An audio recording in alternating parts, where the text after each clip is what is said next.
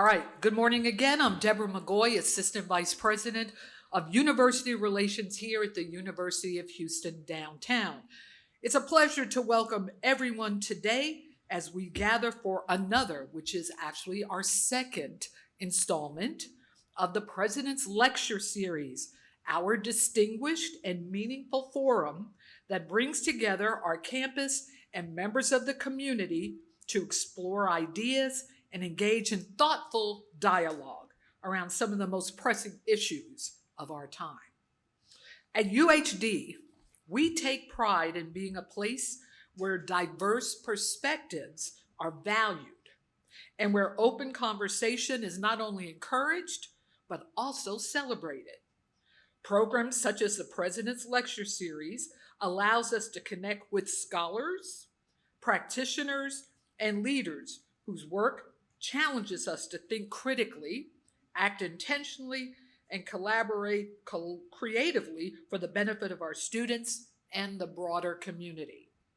In recognition of Earth Day, today is Earth Day. Give it up for Earth Day. Today's program brings a panel of distinguished experts, that's y'all, who are innovative voices in anthropology and design to explore cultural and systemic pathways toward more just and resilient futures. Collectively, their perspectives remind us that addressing climate change, which is real, requires not only scientific and technical solutions, but also cultural understanding, human-centered communication, and creative strategies for engagement. With that said, it is now my pleasure to introduce today's moderator, Professor Nathan Poggio.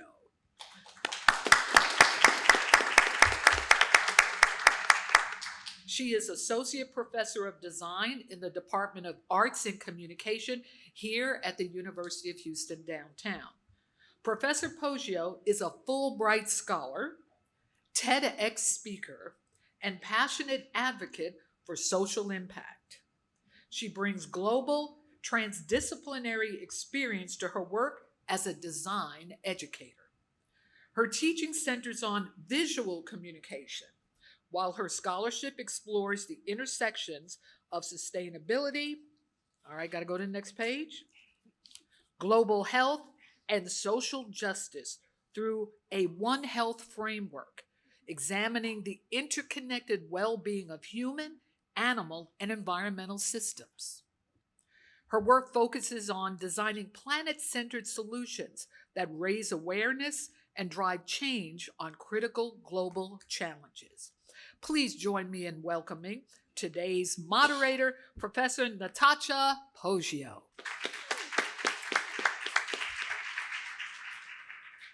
Thank you so much, Deborah.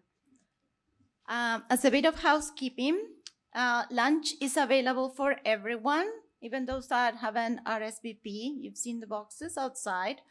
When finished, please use the sorted bins. You've seen them with the banner. There's trash, recyclables, and compost. Recyclables go to the Science and Technology Building Clean Recycling Program that started a couple of years ago. Dr. Lisa Moran over there, she's the director of the Center for Urban Agriculture and Sustainability and was a champion for that. And the compost goes to UHD Compost because we have here an urban garden. So thank you very much, and I hope you're enjoying the food. Okay. Actually, let's go back. So I'm going to read a little bit of this. We have a name for the age we lived in. A few years ago, in an essay in Nature, Nobel Prize-winning atmospheric chemist Paul Crutzen proposed that we are no longer in the Holocene, but in a new epoch, the Anthropocene, defined by the scale of human impact on the planet. For most of human history, we live within systems we did not significantly alter. It was only when the climate stabilized, roughly 10,000 years ago, give or take, that civilization became possible. And yet, in less than 300 years, we have destabilized the very conditions that made that possible. The Anthropocene is not just a scientific designation, it's a reckoning. The question before us today is not whether this is happening, it's how we understand it and what we chose to do about it. I just want to mention that there will be questions, and I did a little different for this session. We're going to use this QR code, and you could also go to slido.com and type the number 1661079, and that will get you to the opportunity to drop your questions, and then they will populate at the end. So it's a little bit more interactive. To celebrate the 56th anniversary of the world's largest environmental movement, today, Earth Day, I'm honored to convene this conversation on sustainability transitions in the Anthropocene. We are joined by a esteemed panel of speakers. Dr. Dominic Boyer is a 2025 Guggenheim Fellowship recipient, professor of anthropology at Rice University, media maker, and co-founder of the field of energy studies. He serves the board of governors of the Rice University Sustainability Institute and co-directs the Center for Coastal Futures and Adaptive Resilience at Rice also, and the Social Design Lab. His work bridges energy systems, media, and climate futures through research, storytelling, and public engagement. Dr. Boyer is a prolific author who has written and edited 9 books and volumes focused on topics such as media, energy humanities, and environmental anthropology, including titles like No More Fossils, Energopolitics, and The Life Informatic. Please, round of applause.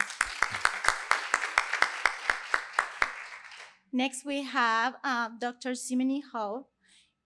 She's a professor of anthropology at Rice University as well, and a cultural anthropologist whose research focuses on climate change, environmental inequalities, and the social dimensions of sustainability. Her work offers critical insight into how climate futures are shaped by power, culture, and lived experience through global contexts. Howe has authored and co-edited several key books in anthropology and environmental studies, primarily focusing on wind energy, the Anthropocene, and sexual rights. Her primary author books, she has a lot, include Intimate Activism and Ecologics, Wind and Power in the Anthropocene, and along co-editing the Anthropocene Unseen, a lexicon, which I really enjoy. Professor, round of applause. Professor Nathan Shedroff teaches in the Graduate Interaction Design Program at the California College of the Arts in San Francisco. He's a pioneer in experience design, interaction design, and information design, lots of designs, as well as a serial entrepreneur. He researches, speaks, and teaches internationally about strategic innovation, system thinking, sustainability, and generative leadership. Shedroff has authored more than 10 books, including A Whole New Strategy, he has it over there, Blind Spot, Design is a Solution, Design Strategy in Action, Make It So, and Experience Design. Please, also.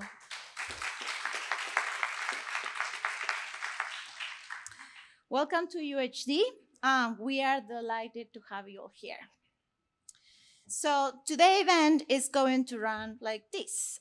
We will begin briefly with remarks from each panelist, followed by a moderated discussion.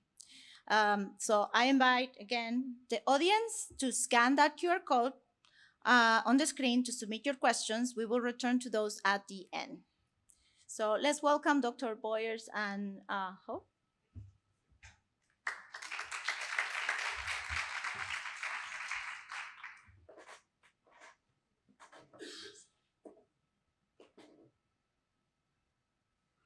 Now we have to do this, and then we do this. Okay, is it going? Yes. Yes, it's good. Great. Thank you, Dr. Poggio, for the wonderful introduction. Really excited to be with you all here today. Thank you for taking time out of your very own Earth Day to share some ideas with us. We're really looking forward to the conversation.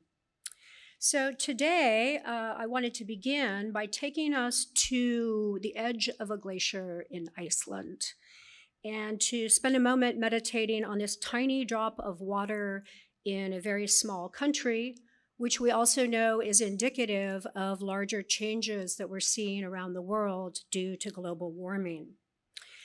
Dynamics like this inspired me to create a research project around the question of melting ice and what it meant to Icelanders.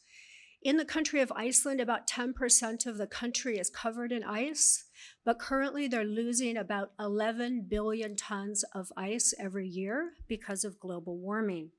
So this provokes questions about how they're dealing with those changes, what it means to lose their patrimony and their landscape. During that research project, I came across this little glacier, and as you can see, it's called OK Glacier, or in Icelandic, Ökjökull. And I knew that this glacier, even though it had a funny name, being called OK Glacier, that it was in fact not okay, because I knew that this glacier was facing the fate of all the glaciers of the world, and that is to melt and expire. Still, it was this very strange little glacier that drew our attention. Here's a picture from the top of Auk Mountain in 2018. You can see a little tiny lake that's forming at the top. In 1986, Auk Glacier was still there. You can see the glacial mass here. But by 2019, all of the glacial ice had essentially disappeared, and scientists declared that it was a glacier no more. Now, that seemed like a threshold event, not just for Iceland, but for the rest of us in the world. But very few seemed to care about this loss of little Ökjökull. And so that inspired my collaborator, Dominic Boyer, and I to create a film that we called Not Okay, a little movie about a small glacier at the end of the world.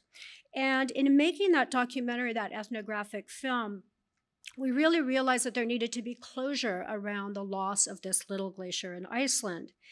And we decided to try ritual as an approach to recognizing the end of this glacier and to creating a climate communication that would speak to people. Now, we know that everywhere on Earth, people have funerals, and anthropologists are very good with ritual. And so we decided to create a funeral of a kind, a memorial for Ökjökull. We had about 6 scientists and youth activists, political figures, and others who were interested. And there we held a funeral for this glacier. We had a very clear environmental message at the top of the glacier. And we also found that this was to be the first glacier funeral anywhere on Earth. There had never been a glacier funeral anywhere in the world. And to commemorate this place, we decided to create a plaque. And this plaque has words in Icelandic and in English, and the message is very important. It's a letter to the future.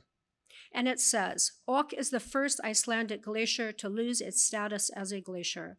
In the next 200 years, all our glaciers are expected to follow the same path.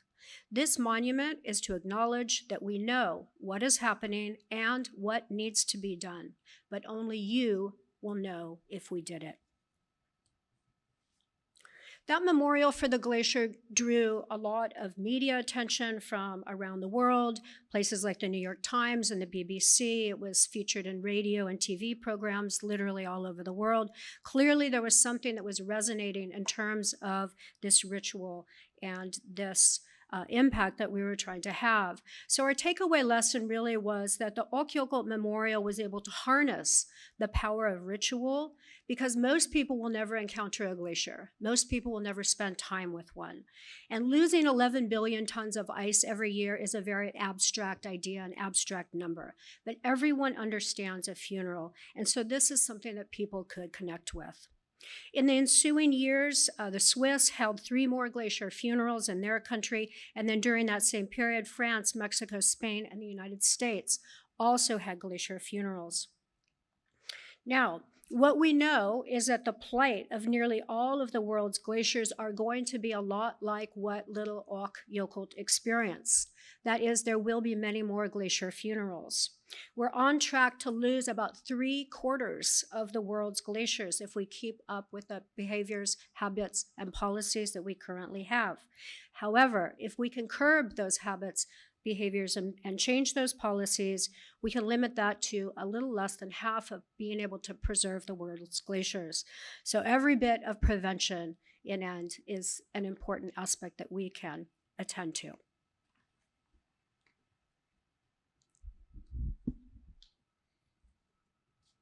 So building upon that work, we set ourselves a broader design challenge, which was how can we continue to work with ritual and beyond to make this global cryosphere crisis that you just heard about more meaningful? Because one of the challenges we face is that most people in the world will never encounter a glacier. They're in pretty remote places, far away from human population. So what can we do? Well, one of the things we've tried to do, and we started it for the 5th anniversary of the glacier funeral you just saw, was to create something called the Global Glacier Casualty List. And this list, if you have your phones out and want to take a gander at that QR code, you'll be able to see it and begin to use it yourselves.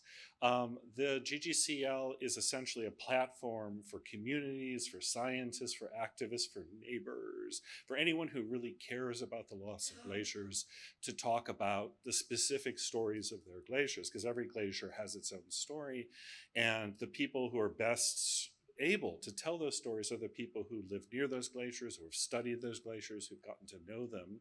So we launched this back in 2024 with 15 stories as a kind of proof of concept, and now we're closer to 40. And if you work through the site and begin to zoom in, you'll begin to see stories like the story of Pico Humboldt Glacier, which was the last of Venezuela's glaciers. Venezuela had 5 glaciers once upon a time. Now it has none, and it is arguably one of 2 countries to have lost all of their glaciers. There are many more glaciers disappearances to come, unfortunately. Along with this, we organized something we called the Glacier Graveyard. So we worked with an Icelandic ice carver.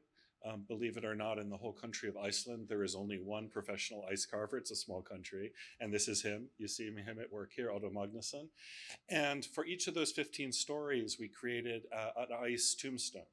And then out in a field near Reykjavik, we organized a whole funeral service, which included a really wonderful Icelandic funeral choir you see there, and then below that, a list of people to read eulogies. And what we tried to organize was to have, for each of the countries represented, to have somebody representing that country be able to read a eulogy for that event.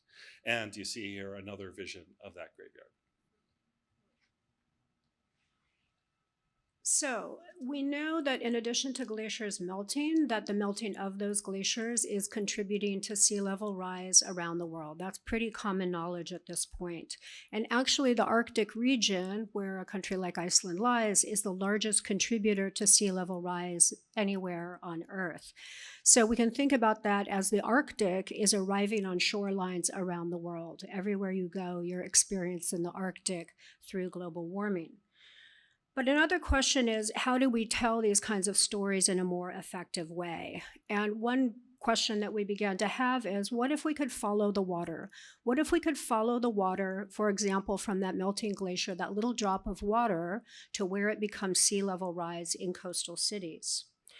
It turns out that NASA physicists had come up with a model for how to do that. It's called the gradient fingerprint map. And it essentially shows us where every glacial basin is becoming sea level rise in 300 of the world's cities. And you can also find this online. And what we also see in this model is that Arctic melt is certainly arriving here on the US Gulf Coast. That is where most of Galveston and our region is receiving its meltwater from. So in an effort to try and bring together the physical science, the model that the physicists had created, as well as the social science that we do as anthropologists, we decided to create a project called Sister Cities for the Anthropocene. And this is meant to underscore the connectivities, not only between ice and water and that physical relationship, but also to create an explicit relationship between these communities that are being affected by the loss of ice or the arrival of sea level in their communities. So how are they feeling the effects? What kinds of strategies are they undertaking, either different or similar? And so it's also a way to try and come together around possibly changing outcomes and leading toward a better future. That is our hope. So you remember the glacial drop you saw at the beginning of this presentation. Eventually, some of that water is going to make it to Houston. And so we wanted to end this presentation by bringing our story back home, which has been all over the world so far, back to Houston. And Houston is both a place of great beauty and diversity in its population, but also a place that has got extreme existential precarity in the face of the Anthropocene. I just want to point out, because I think it's important that we all keep this on our minds, that the Houston Ship Channel is home to the largest assemblage of petrochemical infrastructure in the Western Hemisphere, including 4,500 storage tanks that bunker about 9 billion gallons of hazardous chemicals in an unprotected, currently storm surge zone, right? We've done modeling at Rice that shows what happens when a Category 3 or 4 storm were to hit the Ship Channel straight on. And the consequences, especially for the eastern half of the city, are devastating beyond belief, essentially equivalent to 10 times the Exxon Valdez spill, but inside of the fourth largest city in the United States. And not everyone has the same risks in this city either, we know. And a lot of my work in Houston focuses on Northeast Houston, particularly the communities of Kashmir Gardens and Trinity Houston Gardens, where are heavily flooded. Saw extreme flooding, especially Kashmir Gardens during Hurricane Harvey. And in part, that's because of a long-standing legacy of decades of environmental and infrastructural neglect. The communities there feel has a lot to do with environmental and infrastructural racism. And what we've been working on is a way to develop green infrastructure strategies as a partial strategy. It's not going to do everything, but as a partial way to give communities some more power in their hands for controlling their own flooding. If they're feeling like they're being failed by other kinds of governmental entities, they'd like to find the civil power to take them on themselves. So what we're seeing in this picture is the first rain garden in Northeast Houston, which we dug together back in June 2022. It's a simple process. A rain garden's a beautiful thing, just a little hollowed out depression that you can fill with wood and other things that can end up producing good soil and that can end up helping to detain water that otherwise might be flooding into people's homes. And talking with the community, it's not just about fighting for more community power, although that's a big part of it. It's also about bringing beauty to these neighborhoods. If you have time to read that quote from a Trinity Gardens resident, you'll see that a lot of what it's about is planting trees and bringing green back to areas that have been industrialized, sometimes in kind of chaotic fashion. And I'll stop there because I hope we can talk more about it later. But what I'll say, first of all, is if you're interested, and Natasha helpfully put this into the description too, if you're interested in following what we do, we have a bi-weekly podcast called Cultures of Energy, where we talk about all sorts of energy and environmental issues. Sometimes it's about Houston, sometimes it's about places all over the world. We're out there on all the regular platforms, Spotify, Apple, and so on, and would love for you to give a listen. And yeah, but thank you.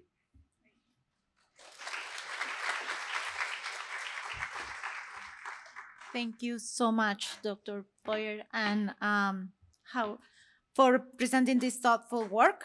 So now let's welcome Professor Nathan Shedroff.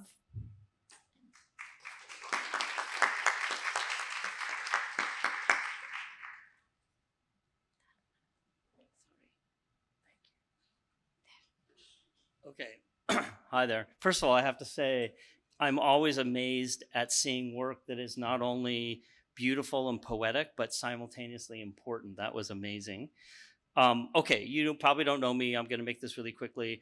I'm a designer. I've been a designer my whole life. I'm moved into being more of an entrepreneur and then a strategist and some other things.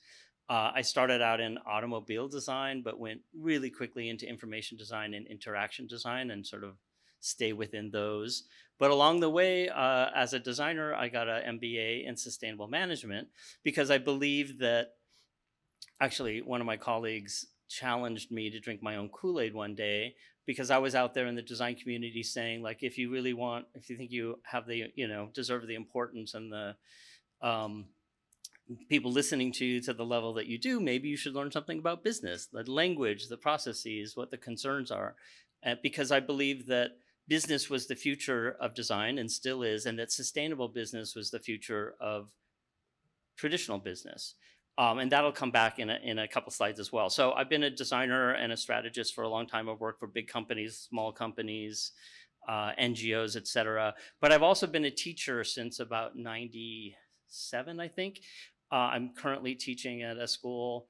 This is my 26th year at a school that will be 120 years next year as it closes. And this is a warning to everyone that wants to, not just educational institutions, but any institution.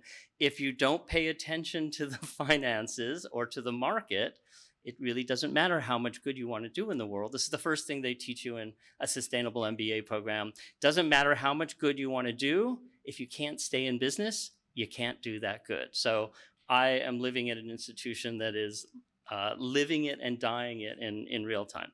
Along the way, I've written a lot of books, as my colleagues have. I'm in great company, mostly on design and increasingly on business. But I did a really interesting thing about 20 years ago now. I started a new MBA program at my school because I didn't see the kinds of education that I thought were necessary, especially in the world of sustainability. And I wanted to bring about a connection between what I call new business, so not business as usual, not traditional approaches to business, but new approaches to business, especially leadership, with design, which is a generative process and often should be a people-centered process, and sustainability, because it was very clear to me that if you try to do any one of these things alone or any two of them, you're just not going to be successful. You have to have all three together. You could maybe throw in operations or engineering in there too on the back end. But unless you have the skills or have amassed a team that can do all of these things, you're not going to be able to put successful things out into the world and have them run sustainably. So I created this new kind of MBA program, ran it for 10 years, and then left it about 10 years ago.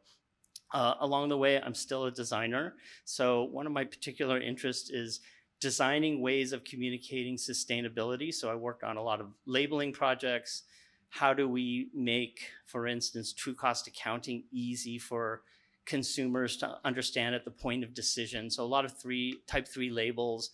The one in the lower right is my MBA thesis on how do you make social and ecological impacts and better impacts on different products and services apparent and sort of easier for people to make better decisions, because that's a huge problem, helping people. Most people want to make better decisions. We're not giving them the tools to do so. And then I have a particular fascination with nutrition facts labeling. So all that stuff at the top right there is redesigning a nutrition label. Along the way, during COVID, I started a competition and ran it to help develop a sort of universal visual language for food, because all of the aspects of the food system, all the different silos in the food system speak different languages. I'm not just talking about different human languages. They have different terminologies. They speak a lot about the same things. They just call them different things. And so there's not a coordinated conversation. There's not a way to have a conversation within the food system globally. And so there's, a few thousand logos out there being used in different aspects, helping to sort of facilitate this conversation. So that's more of my sort of design background. Along the way for my students, I'm constantly trying to remake and make tools for them to put sustainability and social impact into practice when they're making decisions. And then some of these things leak out into the business world as well. And now my focus, my latest project, is to build new strategy tools that build, if you can see in the sort of the lower middle right two columns, that build nature and build society right into the strategic process so that they can't any longer be ignored when companies are looking at markets and they're looking at economics and they're looking at operations, et cetera. Because we just found out, viscerally, we heard about what happens when we do ignore these things in our decision-making process. Lastly, because AI is having a huge impact, I come from San Francisco. I'm sure it's having an impact everywhere, but man, is it having an impact there. It's changing the landscape, not just on education, it's changing the landscape on work. But in particular, we have to rethink our education for a post-AI world. And these, I believe, are the 8 skills, the 4 C's and the 4 S's that we need to emphasize in education at all levels, from maybe not K through 6, but at least 6 through college and grad school. Because these are the skills that are integrative and the skills that computers aren't and probably never will be good at. Nobody's better at math than a computer. So STEM was always the wrong direction to go, by the way. It just took us this long to figure it out. We're going to lose 50% of our white collar jobs in the next 10 years, and most of them are going to be math based. So what do we do about that? We're not having a national conversation about what we're going to do as a nation and as an economy. But in education, these, I believe, are the skills that we need to emphasize, particularly systems thinking, strategic thinking, creative thinking. Of course, critical thinking has always been important, but it's never seems to get the due that it really needs. That's it. I'll give it back to Natasha. Thank you.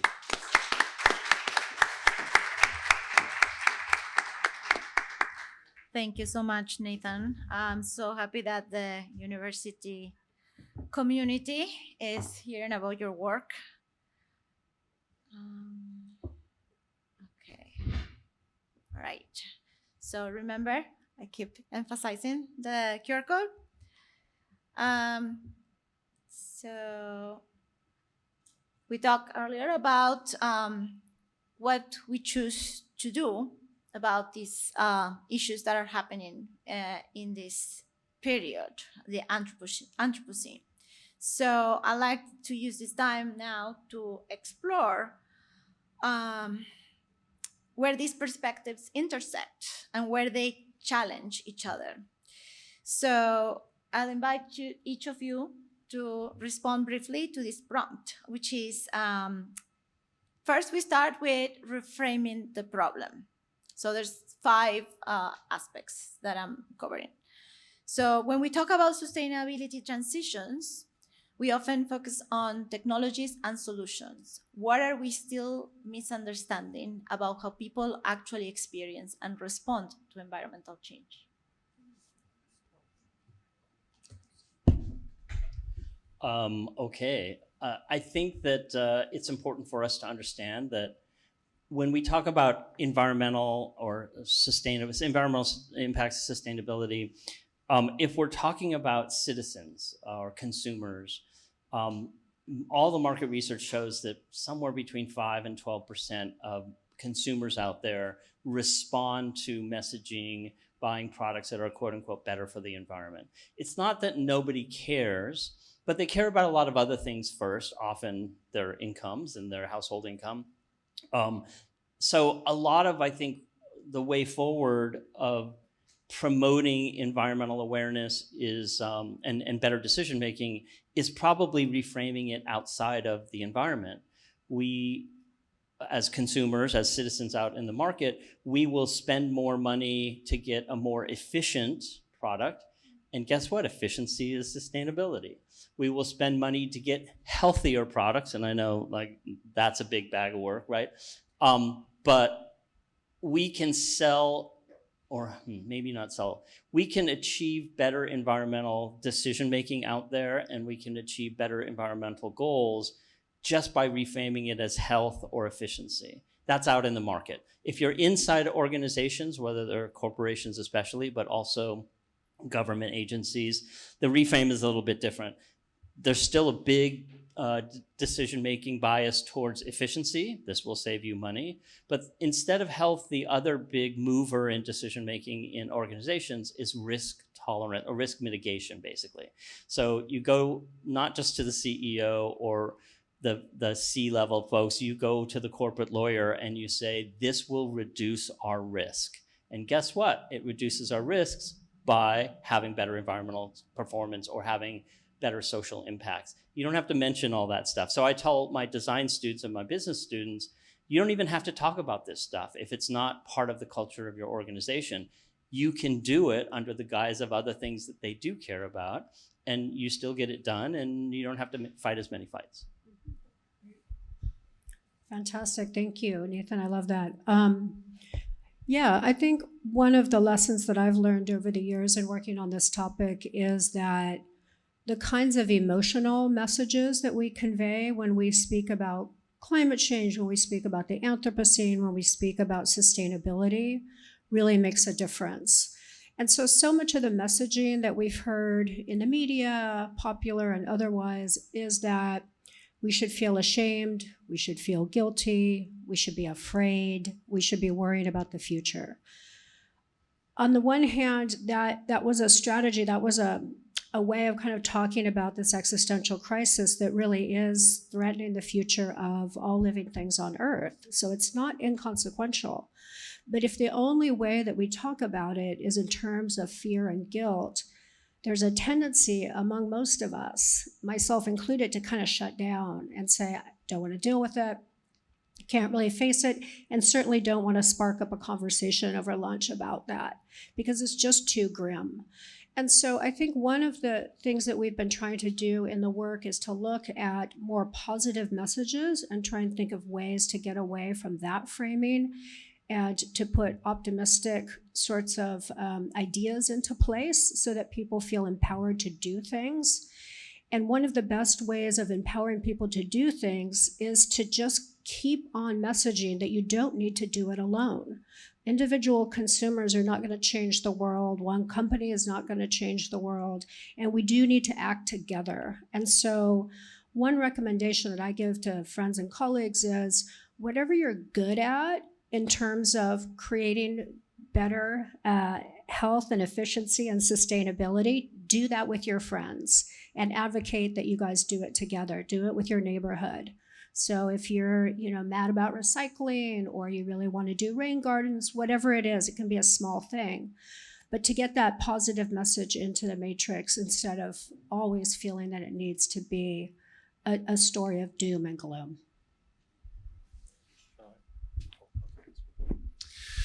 Thanks to you both. I think those are great. I would definitely endorse all of those points. And I guess I would just add that I think one other thing that would be very helpful to do, and let me talk about Houston as our example, because it's the city where we all live, I'm presuming. And we should be thinking in more serious ways, more empathetic ways, and more collaborative and collective ways about what the future is, what the future version of the city is that we want to live in, right?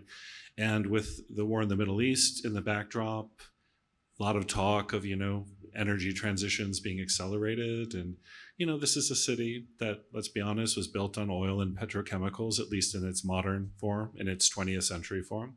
Before that, though, Houston was known as the cotton capital of the world. Right? There was a Houston 1.0. We're living in Houston 2.0 now.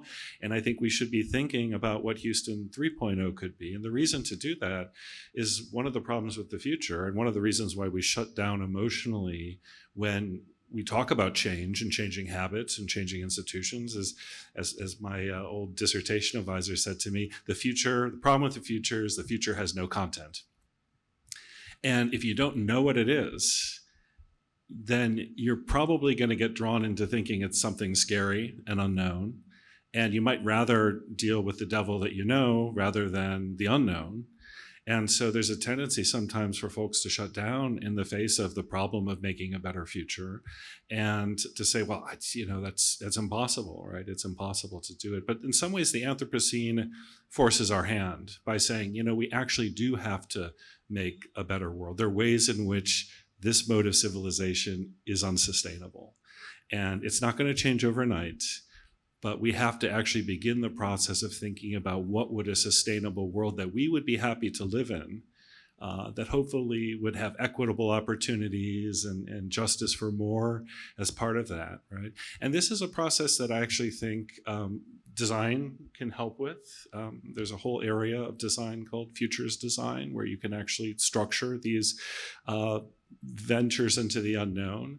And I think that bringing people into dialogue would be really, really helpful. Even prototyping what that future could look like, so we all get a chance to test it out and see if we really do like it. Those kinds of exercises might give us more control, more security with our future forms of life, and thus I think help to maybe bring a Houston 3.0 into being that's going to have to come sooner or later. I just want to add on to that, because what you both talked about was so important. In the sustainability world, and we as sustainability professionals have been really bad at showing better futures. We're really good at showing scary, bad futures, because that's what's at risk. But the most accessible vision of a future where things are great and sustainable is probably Star Trek, and that's 50 years old this year or something. So we do need, and I know that you both, in fact, all three of you run foresight projects. The difference is we need to get the results of those futures out into out into Houston. Everyone in Houston who's a citizen should be able to see these better visions of Houston so that they can work towards them. Thank you so much for that. I'm going to remind you to do a little bit briefer answers to the questions. I love them. So the next one is the core tension. As we were just discussing, and all the examples that Dominic and Cymene show, we have no shortage of data, evidence, or urgency about these issues. So why does meaningful change still feel so slow? And I use the image of the light rail. If you see, like the picture is intentional. What are we missing in how we communicate, design, or structure these transitions?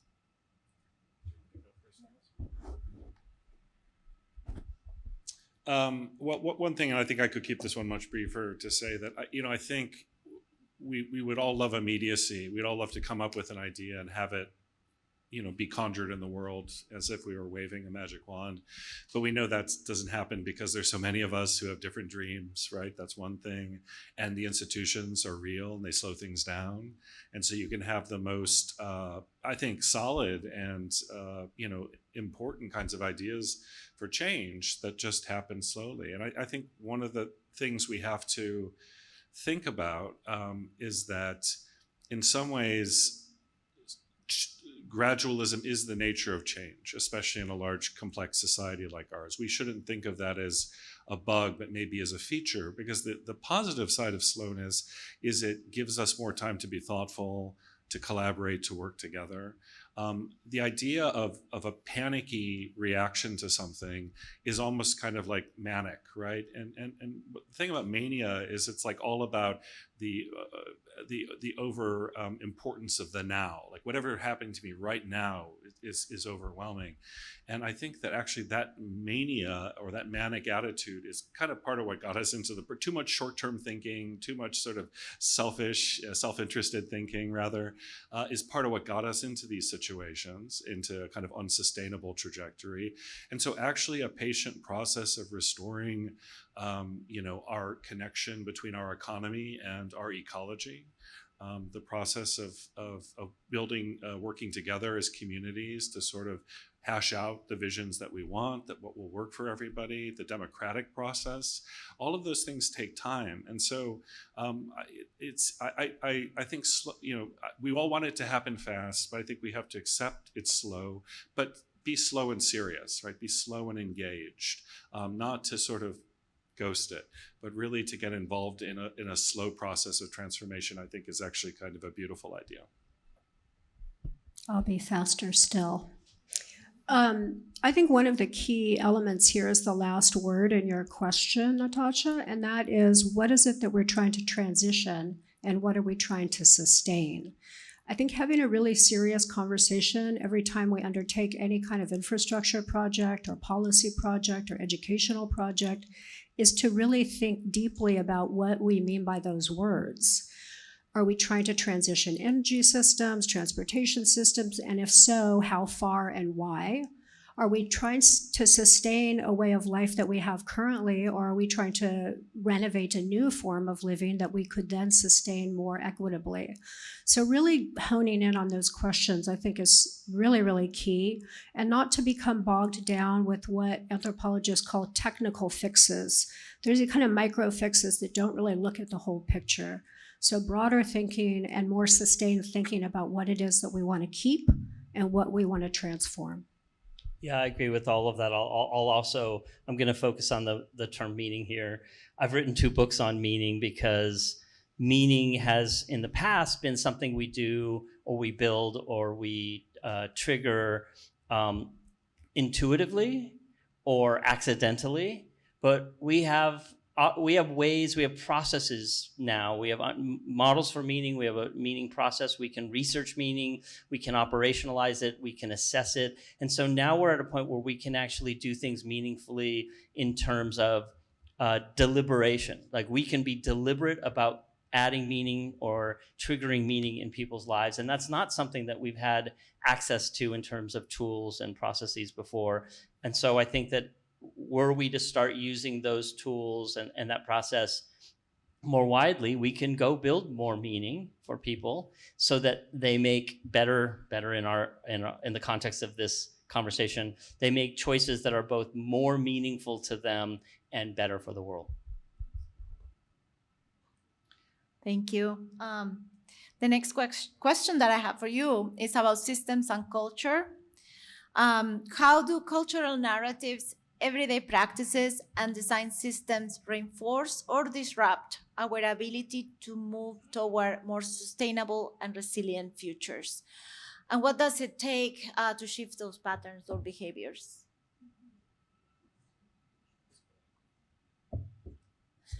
Yeah, I'll go back to, if we help build more meaningful experiences, whether those are products or services or events, et cetera, we satisfy people in a deeper way. We motivate people differently. And so to some extent, I have the same answer to this question as well. But it also has to be something that we convince people of influence and power to care about and to make decisions in those directions or to use the processes that we understand. Most of them come from anthropology. And that's not easy. I will go out on a limb here and say there is a war going on in our society between the quantitative and the qualitative. And many people of influence and power gravitate to those positions because they only believe in the quantitative. If you can't measure it, it doesn't exist or it's not important. And much of what we're talking about, it lives in the qualitative. Meaning is qualitative. Emotions are qualitative. How we feel about the environment are qualitative.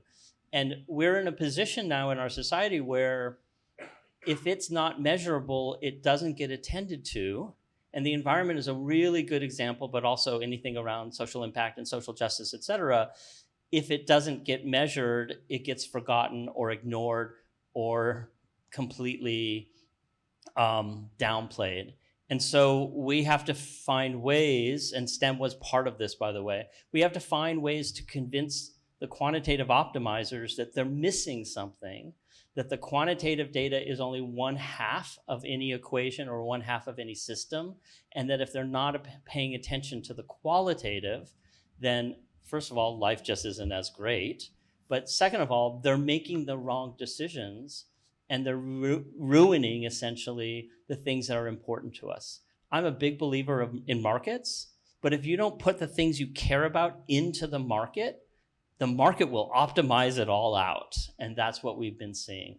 So my answer to this is all about how do we re-energize and reintroduce the qualitative aspects of our lives and our futures such that the quantitative optimizers can make better decisions about it.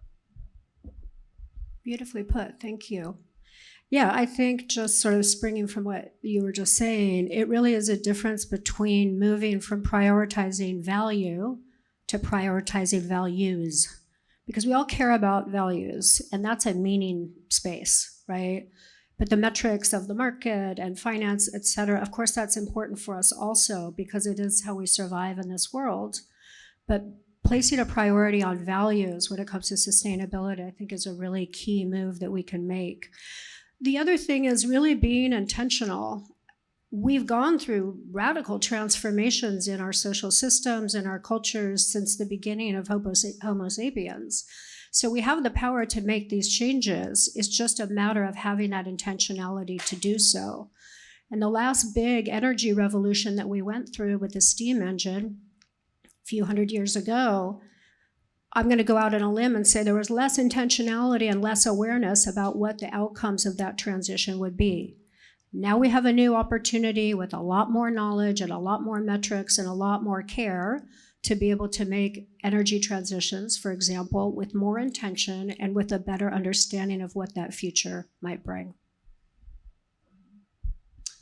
Really quickly, I'll just say I'm putting my anthropologist hat back on right now, and if you're skeptical if this shift from the reproportionalizing the quantitative and the qualitative is possible in this world, I'll just say that one of the nice things about being an anthropologist is getting to know all the many cultures across the world who had precisely a stronger sense of the qualitative over the quantitative, right?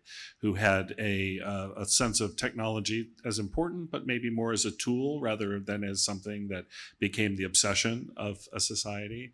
And it may be also the case that, you know, many of those societies found a better way to balance their ecology and their economy than ours has. So I think in some ways there's a lot to learn from other ways of being human here. And I think that I can only second the idea that the qualitative should be more important. It also turns out that if you do it right, it's really good business. So one of the things, as you were saying, it reminds me of the interconnectedness, One Health, when you were talking about this, the qualitative with the quantitative, and then how we connect these things that are very important that people don't see. So just wanted to mention that. The next question that I have, we have two more. So this one and the last one is about education and impact, because we are in an academic institution, you are all professors. So as educators working at the intersection of culture, systems, and design, how do you create learning experiences that move students from understanding environmental challenges to engaging with them in meaningful ways? I love this question. Thank you for putting it up there. I taught a class last year on food, and it was a large class at Rice University. And what I prioritized in that class was sensory experience. And of course, the food class is very good for that. So we would smell different spices and we would eat all kinds of interesting things, talk about shared experiences. And so that kind of route into experience and understanding was really, really exciting for students. They were very happy to get off their digital machines. They were very happy to have this kind of gustatory moment and to share that with each other, but also share their own histories with food and family gatherings. And it was just a great, great experience. And so I'll give one anecdote. I had one session in the class where I asked the students to go outside and sit on the ground. And I said, you could sit on a piece of concrete or you could sit on a chair, but please, if you're able, please sit on the ground. And we found interesting creatures down there, and they had a set of observations that they were going to do. And one student came up to me at the end of the semester. She said, you know, when you had us go out and leave our phones behind in the classroom and just sit on the ground and make observations and just take in our world it was about 5 minutes. She said, I didn't want to do it. I didn't want to leave my phone behind. She said, I put it in my back pocket. I snuck it out. But she said, I did not look at it. I really just sat on the ground, and it was the best experience of my whole semester. So I think that there are ways that we can get, you know, without being too touchy-feely about it or too tree-hugging about it, there's ways that we can get people engaged in these very simple exercises that shift something cognitively and emotionally. So to me, that was a great moment. Yeah, I would add that you don't have to work very hard. The students are right there. You know, I try to intersect my student projects with sustainability, environment, social impact, et cetera, regardless of what the lesson is. I have a game project that is a 2-week project. That's all the time we have for game design. But I give them the challenge of build a game about biodiversity or about endangered animals or about water shortages, et cetera. And in 1 week, they come back with these amazing games that are fun to play. They don't know anything about biodiversity or water. They just, looked at it for a week. And then I always give them a curveball halfway through and have them, have to add something new to it. And they all groan. But they come out with, in 2 weeks, these great games. And they're not environmental studies majors, right? They're interaction designers. So I think that mostly the students are there. I think that undergrads are more capable of things than maybe we expected of them. I give them grad assignments that I give to my grad program, grad students, and they just pick them up. And so I think our students are there. The difference is I think that it is sometimes more successful to stop talking about it as a special thing, like, oh, now we're going to look at environmental issues. Just throw it in there as if it's part of the normal curriculum. When I taught at Berkeley in the business school, I co-taught a new business development class. It was super popular, not because of me, I just came into it. The second year, we had so many students that we decided we were going to try a sustainable product development class, and we were going to bring in all these sustainability issues and population and climate, all sorts of things. Not as many students, even at Berkeley, wanted to take that class. And so the next year, we decided, screw it, we're going to leave all that material in and just call it new product development and portray it as this is just the state of the art. This is how you do new product development. And so that's why I'm sort of building the strategy tools. I don't want to call attention to it as something different and special. I just want everyone to understand, like, no, this is just what you do now. There's a phenomenon at the Stanford Business School. You can take a sustainable supply chain elective. But if you don't take that, you're in the normal operations class, which has always begged the question to me, like, what are they teaching in the operations class? Unsustainable supply chain? And the answer is yes, right? Like, they haven't changed their curriculum. So I think that if we just put it in the curriculum and don't focus on it and treat it as that's just how we do things, I think the students are right there with us. And I'll just tag on to that, especially if we're thinking about the need for change, doing it in a way that is serious but playful is like a perfect way to do it. Because I think in my classes it's really important to understand the history, to understand how we came to where we are, and that's part of it. But then the other aspect that we don't teach formally is sort of future, right? The parallel, the mirror image of history is future, and to get there is about making that future and giving people spaces and experiences in which they can do that, expand their skills, learn things about the world. I think all children, and including all students, are naturally curious. We all should be as adults too, maybe more or less in some cases. But that's what we have to do as educators, is give people the ability to sort of exercise that curiosity in ways that can lead to making innovative changes in the positive direction. Thank you for saying playful. I would say I think you answered the question that comes next, Dominic. So it's about what is one widely accepted sustainability solution or narrative that you think is incomplete or misleading, which is teaching about the future, right? And where are you seeing more effective alternatives begin to emerge? I don't know if you want to add anything succinctly. We have questions from the audience, so I want to go to that.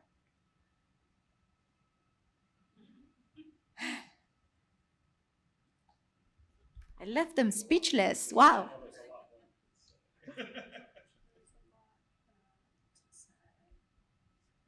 I will just say we have all the tools.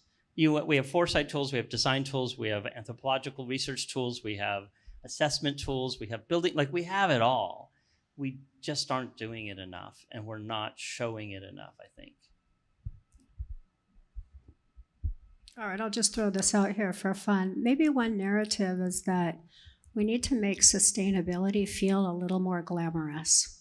Because I watch my daughter's TikTok, and there's a certain attraction to, like, the influencers doing these kinds of things. So there's something about the media sphere, the mediascape, that I think we could afford to narrativize in a better way and maybe it's glamour, maybe it's action, it's something that we need to do in social media and the media world to kind of bring this conversation not just to youth, but to everyone who's living in the digital world, which is basically all of us. So maybe getting that media message right is something we haven't quite gotten to. Let's make it fashionable. Yes. All right. So going back to the questions in the audience, and I have to see if I can switch this part. Give me 1 second. The technology today has been more than challenging. Come on, go there. All right. So now,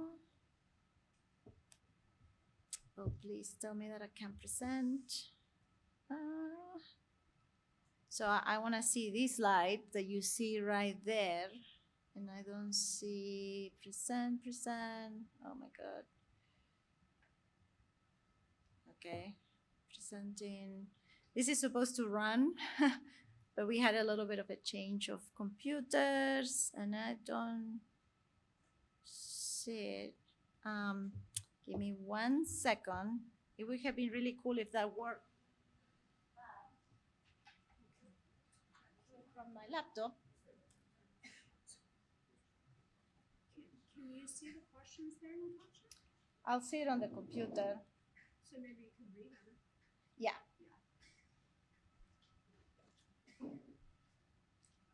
But the point was that you could see it in there and it would look really cool.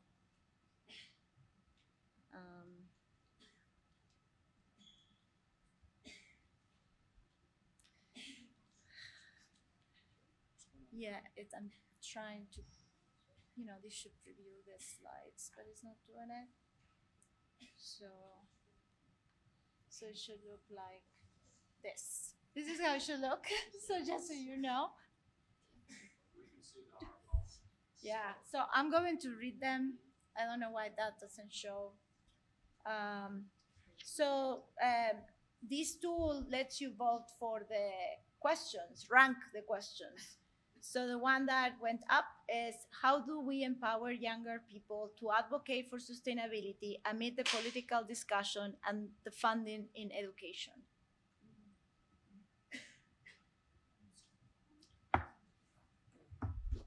Well, I think one thing we should all be honest about is that youth do have a voice that speaks, sometimes much louder on these kinds of issues than grown-ups, and we've seen that, in many cases over the years of the environmental movements. Often, not always, but often youth-led, also led by people who have strong ties to communities and who are working to advocate for those communities on any number of issues. So I do think, though, that we should take seriously people who will be living with the consequences of our decisions today for much longer.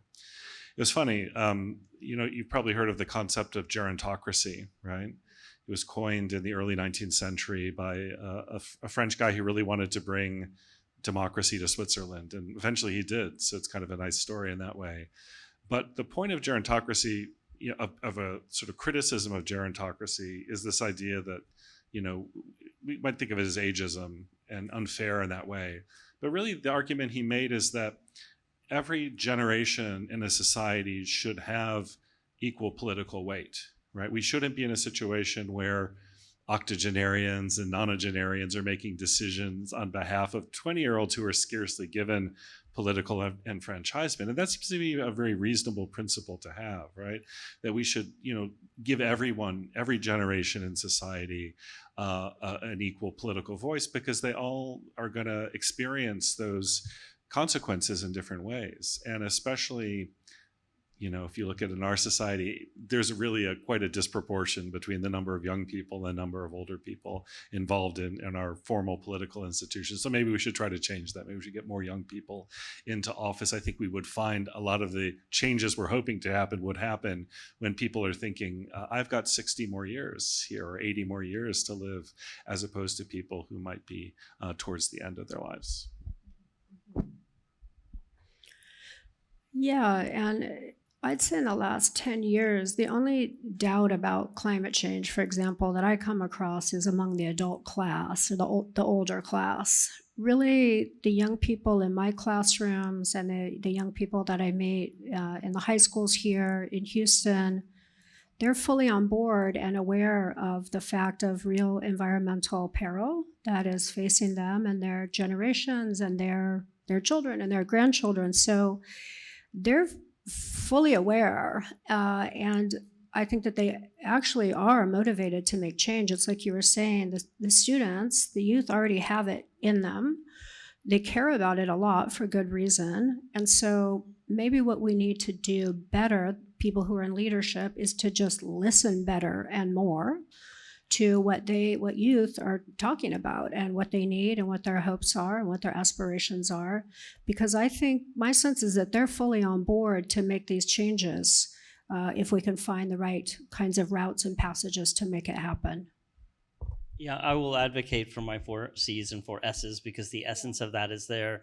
I think that, one of the biggest travesties out in the NGO world is we have incredibly powerful organizations for older people. Just look at the AARP. It's probably the wealthiest nonprofit on the planet. We do not have corresponding organizations of advocacy for, children, anyone up till 18, when in this country they can start voting. And even though young people, they're there in terms of the issues and their desires, many times they have not been given the tools to speak with the right language that has influence or speak to how the system is set up.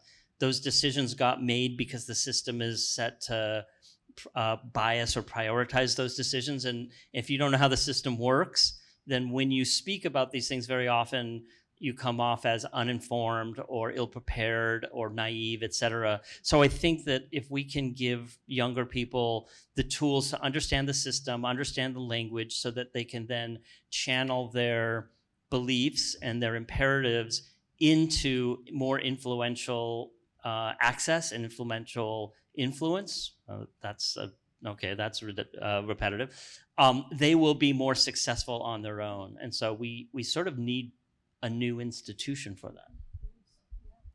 Okay, I have another question. This is a little bit more local, but people are interested. What organizations, firms, or other actors in Houston do you think are doing important work in sustainable design and systemic thinking? How can we get involved? The 3 people right here. Seriously. I mean, the good thing is that there are so many, that work on different issues. So if you're interested in environment and health, there's a wonderful organization called THEA, THEA. They're having a mixer later, Earth Day mixer later today too. You can look it up on their website.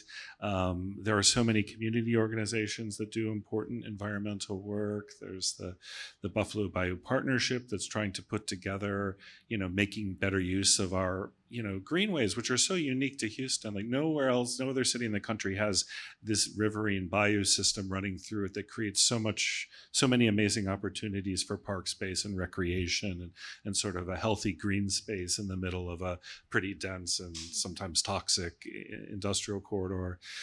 So it really depends on what issues you're after. And there are both, national organizations working here, local organizations, community organizations. It really runs the gamut. So do reach out if you have questions. I mean, we can always find ways to help you partner. And I'll just plug, CFAR, which is a center at Rice that I work with, works on coastal resilience issues, and especially what happens when climate change meets coastal industrial communities like Houston. So if those are interests that are overlap with yours, please, do reach out and get in touch. I'm sure any of us would be happy to help or answer those questions. I will also throw out Air Alliance Houston does really interesting work. They do a lot of educational outreach. They're very interested in ending environmental inequalities, environmental racism, and they have a lot of really good projects for all kinds of different people. And they go out in the field and they have experiences. And so Air Alliance Houston. And I'll also mention there's a quirky little museum that you may not know about. It's the Climate Museum, and it was started by some young people here in Houston. So look that up. It's a very small museum, but it's very cool and bespoke and kind of DIY. But, they're trying to bring together sort of arts and creative work and address climate as a big issue in their lives. So I think it'd be great to support them too. I'm going to do a combined question because I think this is like something that people have in mind. So there's one that says, thank you for the work you are doing and will continue to do. How do we combat the environmental effects or threats, with Texas being the new hub for AI companies? And then on that note, with all these many fears that AI unearths, especially regarding the use of resources, how can we shape AI with intentionality?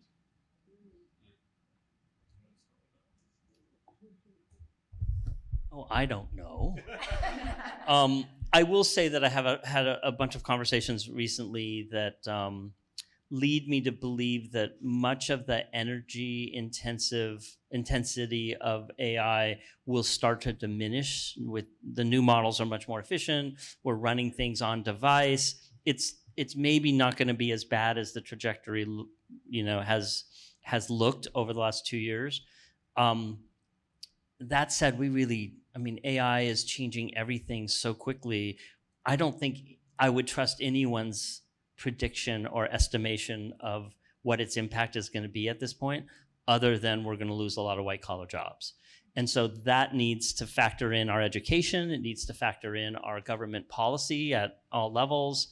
I am glad that a bunch of communities are fighting back against data centers. I think data centers is almost even a different issue than just AI. I know they're tied together. I don't think we know enough about AI's impact to do a lot of planning, but that doesn't mean we still need to do some planning, right? So I don't know. I guess I'll just circle back to what I said earlier about kind of manic interventions. And it feels like there's an AI mania right now. There's a data center mania. There are people trying to push both the products and the services and the infrastructure without a lot of reckoning with what that means for the society as a whole. And it's really unfortunate that it's all pushed by kind of who can make money off of this fastest, and with a lot of incentives to kind of pump and dump the way there are in any sort of capitalist situation. So I think, a more thoughtful, slower approach to AI and data centers would be better for everyone involved. It would give the economy more time to adapt, education more time to adapt.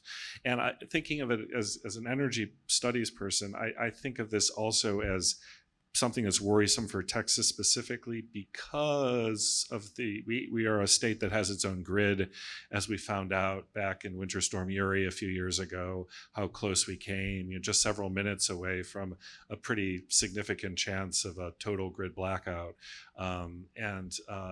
That I'm not saying AI would create that, but that it introduces instability and bad harmonics into the electrical grid in a way that just deteriorates the quality of energy for everybody, at the same time that it's likely to drive the prices up. So again, kind of however you look at it, it seems like only a few people are really getting benefits from this, and a whole lot of people are being asked to accept risks and consequences. And that feels to me like a not very equitable situation. Agreed, and well said. I will say that I'm not as concerned about the data that AI generates as I'm concerned about who has access to it and what jurisdiction it physically lives in. This has become a huge issue, and one that we're also not paying attention to. All right, I want to jump to the last question. There's several more, so I invite anyone that had not their question answered to come to talk to the speakers afterwards. So this one is to end up on a high note. Do you yourselves feel optimistic about the future? What are you excited about, scared about? What passions are more powerful than the gloom? Wow. That, by the way, is a great question for whoever asked it. A plus. And one I don't feel prepared to answer yet. I will. Okay, so a couple things. I am optimistic about the future. Otherwise, I wouldn't be here. I am optimistic about people, and especially young people, and what they're capable of, especially if we help them in the ways that they could use it. I am scared about a lot of things in terms of government right now. I'm sure I'm not the only one. Yeah, I'm not sure what else to add.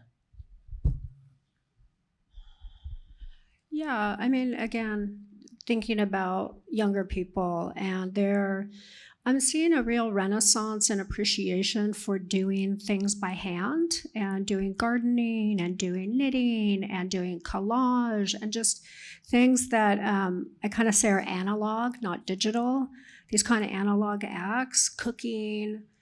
And I really appreciate that because, you know, they may seem like small things, but these are kinds of practices and things that we do together where we come together often and share, and you have these shared experiences. And so culturally, I think we're seeing some shifts away from the fully digital world where we're very isolated and kind of inoculated to what's going on in the environment, into leaning into these environmental spaces, our own bodies, how we walk and live and be in the world. And so I think that brings me a lot of optimism, and I feel really privileged and lucky to be able to work with young people all the time in the classroom, to be able to see that and kind of help encourage them to do it, but also they're doing it on their own. And so I'm always pleasantly surprised to see how they're really making their own interventions in their own way. So that gives me a lot of hope and aspiration to even do better myself. I'm going to go the other way now for a sec. We have absolutely rigged the economy against young people. The fact that they cannot find, or so many of them cannot find jobs that they can make a living, the fact that so many of them feel like they will never own a home, and the fact that so many of them through, you know, maybe the first 40 years of their life don't see that they can afford to have children. These are huge problems that we need to be dealing with, on top of all the other education, economy and job problems. That's really concerning to me. I guess the thing that gives me optimism about sustainability is that I think most of the things we really like to do that really make us happy are not the ruin of the world, right? Time with our loved ones, you know, walks in the park, reading a book, you know, even scrolling your machine, although it's not as good as those other things, right? A lot of the things that actually bring us happiness in life are things that are quite sustainable and scalable. Like we could overindulge in reading or overindulge in hanging out with our friends and not have a kind of negative climate impact. So when you think it's a much smaller sort of stratum of things that are really causing the problems, and that a lot of them, you know, studies have found like don't really contribute, you know, greatly to people's feeling better about their lives, right? So there's a lot of room for change, I think, without people necessarily feeling like they're having to live with less or living less well, right? And so when that's the calculus that we're working with, sorry to use a quantitative metaphor, when that's the calculus we're working with, there really is, I think, a lot of possibility for a kind of a future in which more of us can live happier, healthier lives without necessarily taking from somebody else or compromising somebody else's future in order to get there. So that's my optimistic note. Thank you very much. Thank you very much for your responses, and thank you for those that submitted questions. Again, it was really nice to see so many questions. I'm sorry that it didn't populate on the screen. So now we are like concluding the event. I want to have some closing remarks.